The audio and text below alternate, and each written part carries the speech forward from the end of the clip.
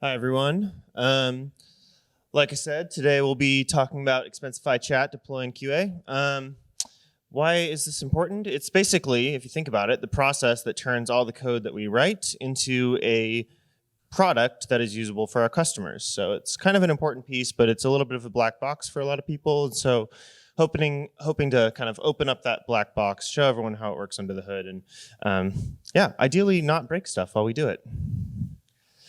And if you're not already in the chat room, I'll give you a minute to join here. And of course, post any questions you have in there, any feature requests. There's kind of a lot of work that could be done in this area, but never has. So yeah, it's kind of ripe for improvement. Okay, I think many people in this room know me, but in case you don't, I'm Rory Abraham. I started working at Expensify in June of 2020, so actually a little bit less than 3 years, relatively fresh. Joining me is Isabella. Hey everyone, I'm Isabella. I'm from Caracas, Venezuela, the same as Carlos. I have been a QA test engineer at Applause since 2018. I joined the Expensify project as a tester back then. Wanted to give short thanks to everyone to receive us here and to Rory for letting us show a little bit of what we work. Thank you. So let's talk about the goals for this chat really briefly. We want to kind of understand where the actual end user product lives. Basically trace the life cycle of any given pull request to see, it from creation to production deploy. Make it easier for you to, answer your own questions about pull requests, whether they've been deployed and when, or if they introduced a bug or did not.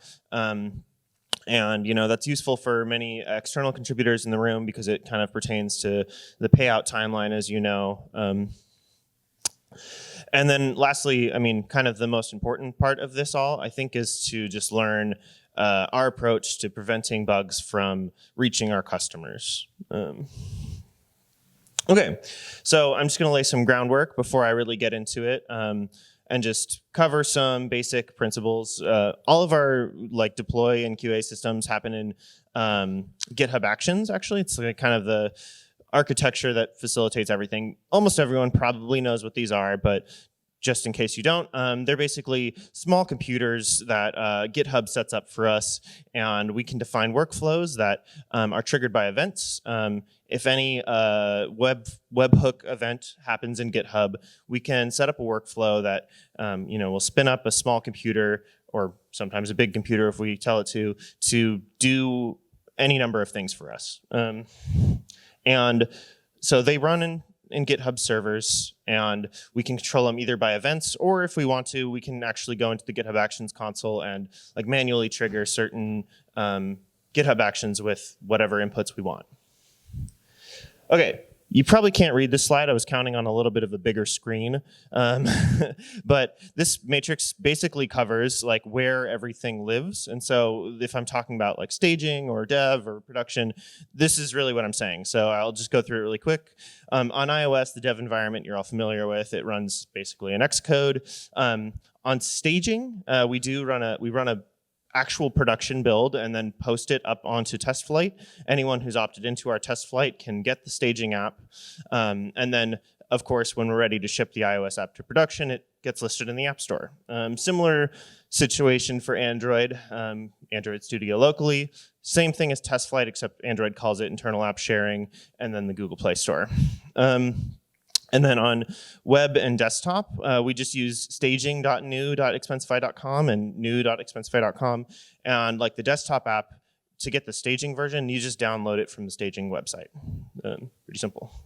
And I have included the kind of server side just to get everyone on the same page there. I think the most important thing here is that we have a staging API that is a little bit different from our production API in that it has new code and also can communicate with banks in a sandbox environment. but we don't actually have a staging database, which you guys have all heard at some point this week. But so if you're testing locally and you don't have a VM, you're going to be using production data. Okay, so how I like to think about our QA process and like why we do it at all is it's setting up lines of defense between, essentially bad code and our customers. The first line of defense is the dev environment, local testing. When you're writing code, when you're developing features, you test it locally and you provide screenshots that show that it works. This is like the primary line of defense. After that, you create a PR. We run some automated checks on it, linting, jest tests, so on and so forth. The next line of defense is a human reviewer who will pull this code down, test it themselves, verify it all works like you said it does, look for any edge cases, make sure the code looks good. We've all, most of us anyways, have seen the review checklists. They're quite thorough. We've kind of set that up as a standardized way to make sure that our reviewers don't miss anything. Okay, so that's the dev environment. The next really important line of defense we have is the staging environment. So before any code is deployed to production, obviously it's deployed to our staging servers. And then the awesome team at Applause does a huge amount of testing on staging every day to make sure that there are no bugs, ideally. And we have a deploy checklist, which I'll talk about a little bit later in this presentation, that kind of facilitates that process and shows us what code's on staging but not on production. And then, of course, actually, after code has been deployed to production, we have further lines of defense. It's not like they're just stuck with that. Customers can reach out to our customer support, and there's actually also a compliance element where we have external auditors who look at all of our processes, and that's also kind of a line of defense meant to protect our customers from bad code. So, okay, that was prerequisites and like kind of terms. And now I'm just gonna dive in and kind of explain how the process works for us. Okay, versioning schema. You guys are all probably familiar with this, semver schema, but basically it's composed of 4 parts: the major version, the minor version, patch version, and the build version. And for Expensify, there's only kind of 2 important points there, which is whenever we do a staging build, we need to increase that last number, the build version. And whenever we do a production build, we need to increase the patch version, and that's a requirement from the app stores. The only time we ever upgrade like major or minor is when we reach 99 on the previous version chunk, whatever you want to call it. Okay, what actually triggers deploys in our system? The first row you see here is kind of the dev environment, and there's not necessarily a concept of deploying in a dev environment, but when you merge code into main and someone else creates a new branch off of main, they will have that new code. So you can kind of think of merging a PR as like deploying dev. The next row is the staging environment. And the way this works is, when we want to run a staging deploy, we'll merge the main branch into the staging branch, and then that will, via a GitHub action, trigger the creation of a Git tag, and that in turn triggers the staging deploy. Similar story for production, except we merge the staging branch into the production branch, and we create a GitHub release on top of a GitHub tag, which is basically it's a GitHub tag or Git tag with a little bit of extra metadata included. It shows like all the PRs that were released in that version. Okay, now we get to the real like beating heart of the process, which is the deploy checklist. Many of you have seen this, maybe some of you have not, but this is actually just a GitHub issue. It uses it has the label staging deploy cache, which is kind of a throwback at this point. Our product was originally called React Native Chat when it was still internal, and then we called it Expensify.cache, and now it's called new. And we're probably gonna go back to Expensify Chat. So this is kind of a relic from when it was still called Expensify.cache, if you're wondering. Okay, so the deploy checklist shows all of the PRs that have been merged and are on staging but not yet on production. And it has a few sections, some deployer verifications. It will show, a diff between production and staging, so you can look at all the code that's on staging but not production in one place if you want to. It has, some internal QA PRs, and also if we find any bugs that exist on staging but not production, those will also be listed here.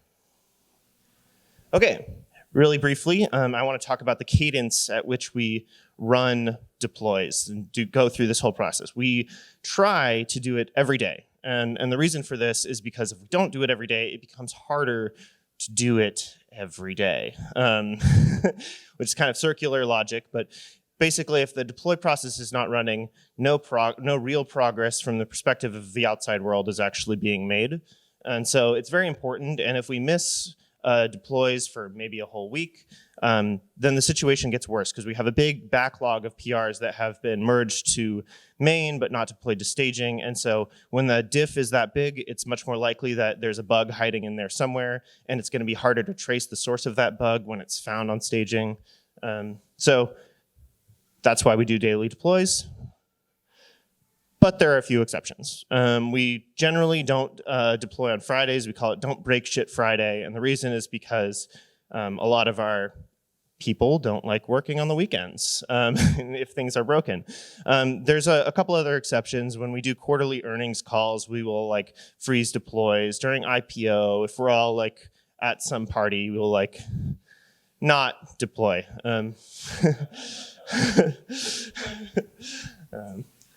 All right, now I'm going to hand it off to Applause. So hey guys, that's me. That right there. Yeah, we love catching those deploy blockers. Yeah. No, I'm just kidding. That's basically what we do, actually. It's a very well explained visual representation of what we do at Applause for Expensify. Me, Maria, Kavi, and Katerina, you all have interacted with them at some point. So, well, yeah, we're here to help you guys avoid those bugs that are going to reach production. So, what we do with every checklist at Applause is we have two main tests. We do our PR testing, that we go through all the checklists, which we really appreciate when they are small, At some moment, we have some checklists with around 70 PRs, so that was not fun at a moment, but yeah. Keeping on a daily basis really reduces that number. We go through every checklist, through every PR in the checklist, and verify the QA steps that are there in every platform that the app is available on. And if any of those steps fail, we go ahead and open a separate issue. We, of course, link the PR back to the issue, so they are related or caused. And the big batch of testing is done in TestRail. For anyone who doesn't know what TestRail is, it's a testing platform, which is a very, very powerful platform for us to catch those bugs before they reach production. Right now, the regression testing has been growing a ton because, well, it's a new app. A lot of new features are being introduced. And we currently have around 208 TCs. I'm going to say test, and I'm going to say test case, test, and steps a lot, so please bear with me. And each of those 208 TCs has an average of 10 steps each. So we execute those in the 5 platforms. So yeah, we do a ton per regression. It's about 10, if you sum all the steps, it's around 10K steps in the total regression. Yeah. Right now, I wanted to mention, I asked some guys to let me know if there was something that you wanted to know about Applause. We currently are mostly located in EST time zone, so that's mostly our work hours. We do have some guys in Europe, but the team leads we are located on that time zone. This is the anatomy of TestRail. Here on the right side, you see all the folders where all the test cases are contained. each folder should be like a big area of the app or a big flow. For example, I don't think you guys can read this. There's a folder for login. In that folder, we include all the test cases or all the user flows that are related to the login form. Here on the left side, we have a zoom in on the folder. Right now, it's the folder for account settings, where we cover all the user flows inside the account. And then here we have like a closer view inside the test case per se, and it's where all the steps are included. We have two types of steps that I gave them the very creative name of, action steps, action to go and reach the expected behavior that we want to validate, and the verification steps, which is what defines if a test case was a pass or a fail. These are very, very sensitive, because if that validation step has the incorrect information, we can have false positives of bugs. So yeah, those are like the flavor of the test cases and all what we do daily. I think that's it. All right, now I'll briefly walk through the mainline use case, the happy path of the whole deploy process from start to finish. Try and keep it pretty simple. So actually, believe it or not, the default behavior when a PR is merged into main is that it is immediately deployed to staging. And so what that means is that tests run, we verify that the tests pass after it's been merged onto main. Main is then merged into staging. We trigger a staging deploy, and the PR is added to the checklist. That's actually the default case. After it's deployed, you'll see a comment that looks like this. It shows, obviously, the results of the deploy on each platform. And you guys have all seen these. So the next step is someone from Applause will go onto the checklist and add this label to the issue that says lock cache deploys. And this changes the state of the system such that the default behavior when a PR is merged is no longer that it will no longer be immediately deployed to staging. And the reason that we do this is because if Applause is running 10,000 test cases, we don't want them to get to the 9,000th test case, and then for us to introduce new code, which could have introduced a bug, right? And once the checklist is locked, if you merge a new PR into main, you'll see a comment like this that is pretty self-explanatory, but it explains that the PR was not deployed right away because the checklist is locked. Assuming that Applause has gone through all of the regression suite and all of the tests for all PRs on the checklist, and everything went well, someone from the Expensify team, an app deployer, will go into the checklist and close it with the ship it squirrel of approval. This is a very clear signal that they want to trigger a production deploy. So that's kind of the end of the release cycle, and here's what happens. A GitHub release is created, and a production deploy is triggered. Like I said before, this is actually not a new build on iOS or on Android, but just a promotion of an existing build into the production track. At the same time, in parallel, a new release cycle starts. And so that means that all of the PRs that were deferred while the checklist was locked will be deployed to staging, because the main branch will be merged into the staging branch, and we'll create a new checklist with all of those deferred PRs.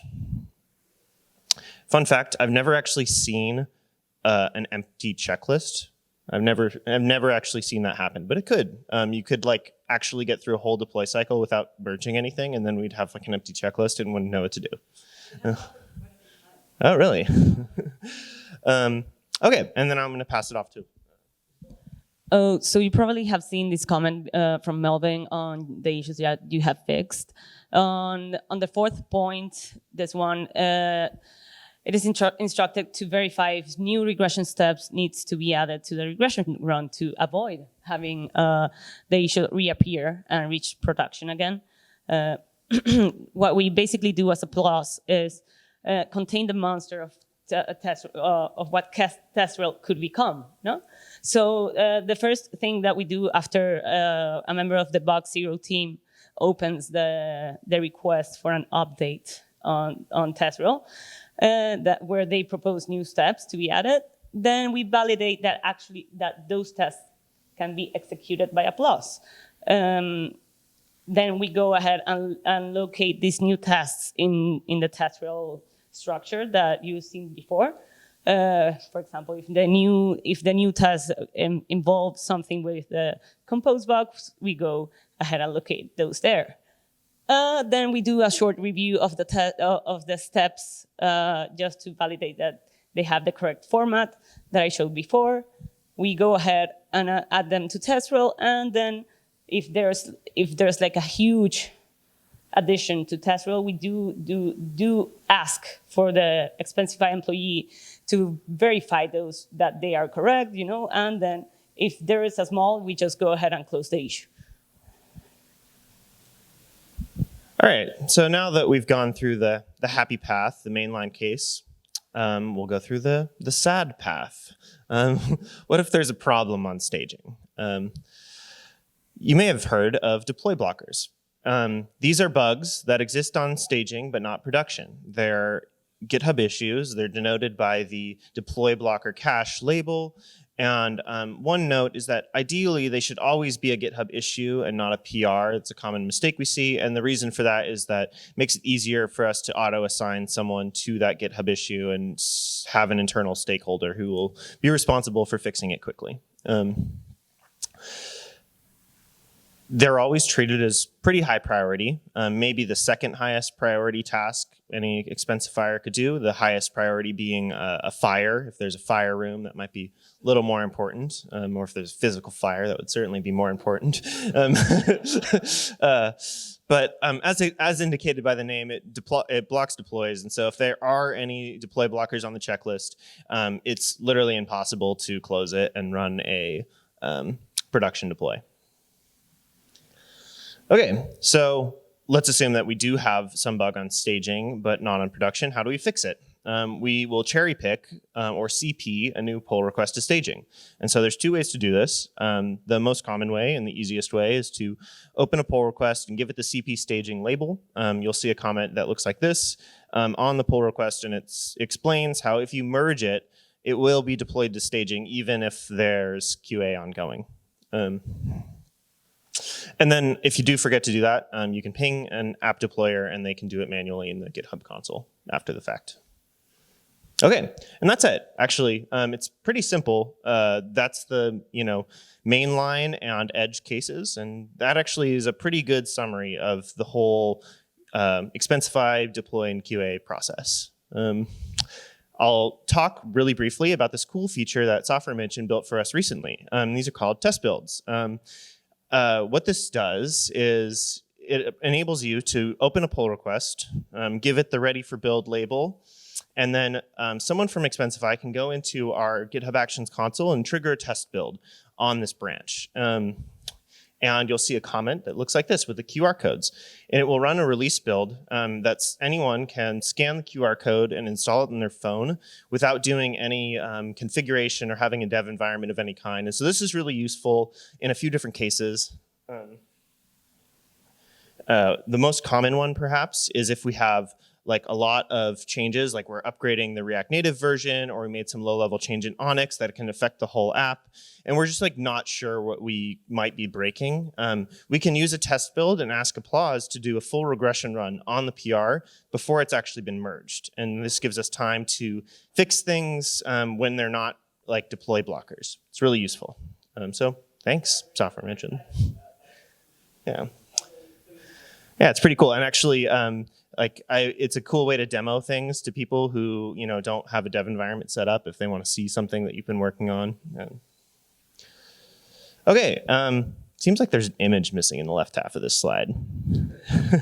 Anyways, this is just some ideas for future work that could go into this process to make it more streamlined, Code push is a cool feature that we've talked about a number of times, but have never actually really dug into. We currently don't have any way of cherry picking a pull request from like main into production. We basically have to cherry pick it to staging and then complete the deploy cycle, which is not great if there are bad bugs in production that we want to get fixes out for quickly. So that's one we got to fix. And then we've talked a little bit about the old app switcheroo the other day. I think maybe phased rollouts would be a good idea, especially if we're kind of making sweeping changes. This just kind of gives our customers a bit more time to adjust. And if there is a problem released to production, it gives us an opportunity to kind of do damage control and contain that problem, prevent it from affecting 100% of our users right away. This one's a little bit more esoteric, and it's kind of a rare case, but we don't have a production QA checklist. So if there are certain things that can only be tested in production, you kind of just have to like remember to do that. Hasn't been a problem so far, but something we could do in the future. And yeah, there's probably other ideas, and I'm happy to hear them. There's the guy.